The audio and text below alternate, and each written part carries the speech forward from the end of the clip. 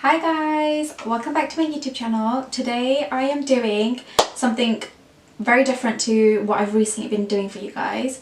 So I just went to New York and travelled with my daughter who has now turned 19 months, and I do get a lot of you guys asking me about how it is to travel with a baby, and I've been blessed enough to go on quite a few holidays with Ava, and sort of how the journey has been. So I'm just going to have a quick chat with you guys. I will link the blog post that I will be doing on this also, and what I've done previously on my actual website, so I will leave the links below. But yeah, this is just a chat about like how traveling with an infant is not a difficult process if you have key things and if you're aware of a few things also. One of the biggest things that parents have phobia about is going on a flight, especially a long haul flight, and especially if it's a day flight also. One of the biggest advices that I will give you is, one, try your best to book a night flight. That is like the most easiest journey that you will have. Previously when I went to the Dominican, we had a very early morning flight, and honestly that was so difficult. Even though I had all the bits in place, it just completely unsettled Ava, and honestly it gets difficult, and especially if it's your first time travelling, I would not recommend you doing early morning or I would say before sort of tea time. Like, try not to try and fly out at those times if it's your first time flying with your infant.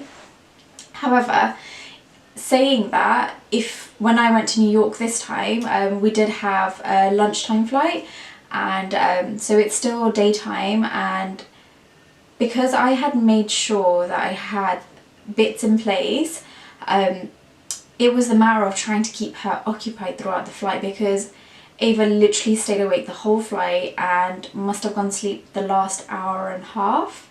And one of the biggest things about when you are taking off and landing is make sure that your baby is feeding, whether it's breast milk, formula, even water, and last but not least a dummy, just anything to make sure that they are having the motion of having something in their mouth, because that really helps with the air pressure change.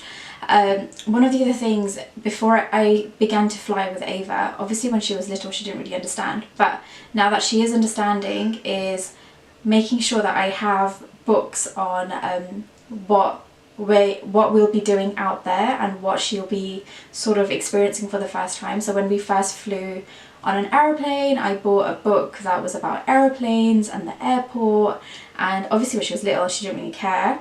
She just flicks through the colours of the pages and that's about it.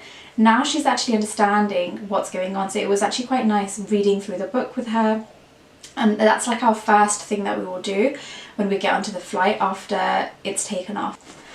The other thing is, when you are, before even like being on the flight, your journey to the airport, and packing wise, try and pack super light with your hand luggage, because the last thing you want to do is have a baby, have a stroller, have your hand luggage and your handbag, and trying to board this flight, and then if the kids sort of kick off, it becomes such a nightmare. So I'm travelling super light, so try and avoid having any hand luggage, and just have your child's sort of play bag and like their travel necessities, and your stroller, and it just makes life so much more easier. So that's one point that I would definitely say.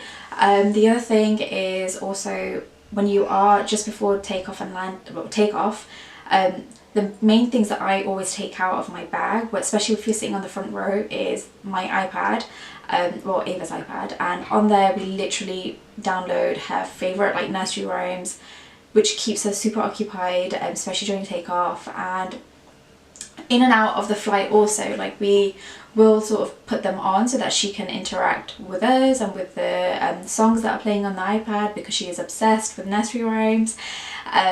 The other thing is also the toys. So like during takeoff I would always say like have like their favorite, if it's a teddy or a blanket, whatever, like have that with them so they feel comfortable.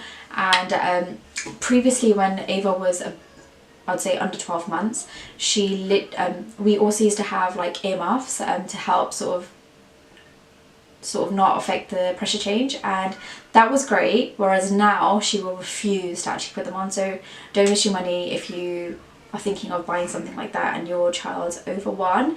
It doesn't work, really, it doesn't. But yeah, those are the things that I usually keep down. Obviously her drink, dummy and a snack. And then afterwards, once the flight's taken off, definitely, so I create a play bag and I'll attach all the links in my blog post of exactly what I include in this play bag and how I've like evolved the bag as she's gotten older.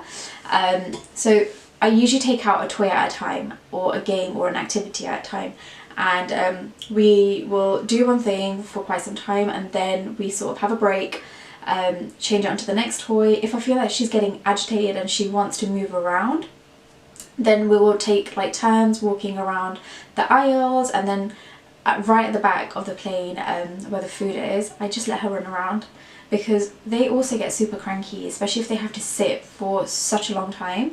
So that's the area that I'll let her just run around freely, and it just occupies her time. Also, like, it is so important to pack if your child has milk. Obviously when she was a baby we had like the formula bottles.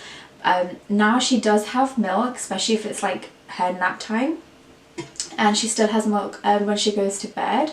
And one thing that I find so easy to travel with is like the small ready to drink milk bottles.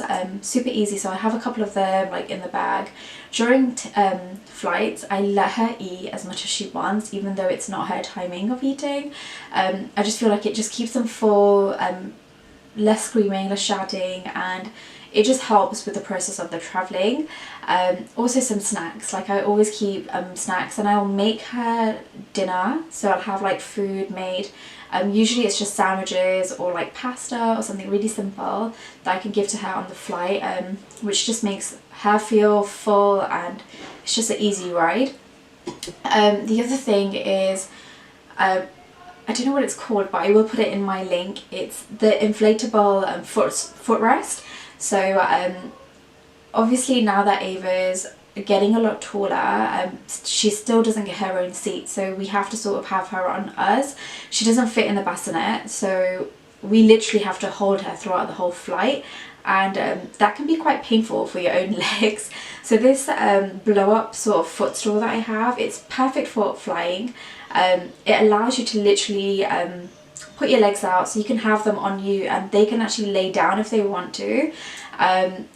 And sometimes if you are lucky and you get a spare seat next to you, you can literally just put the footstool on the end of the seat, put a blanket down, and then they can actually lay down completely, which gives them sort of their chance to have a nap, which is amazing. So that was one of the other buys.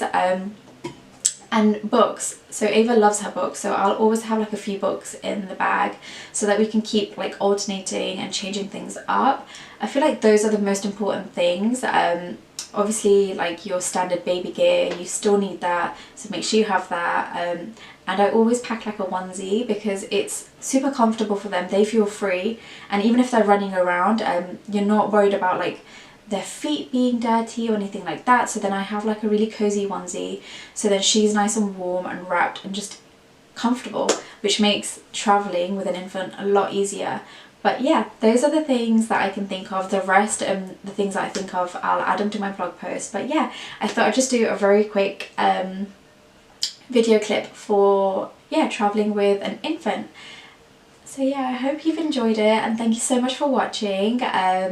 Please feel free to comment below, and mums that are listening, if you have any other tips, please send them my way, because I'm traveling again in like a couple of months, and yep, another long haul flight, so I will definitely be taking on any advice that you can give me. Thank you so much for watching. Please don't forget to subscribe to my channel, and my Instagram also, which is Keyury D, and thank you so much for watching and subscribing, guys.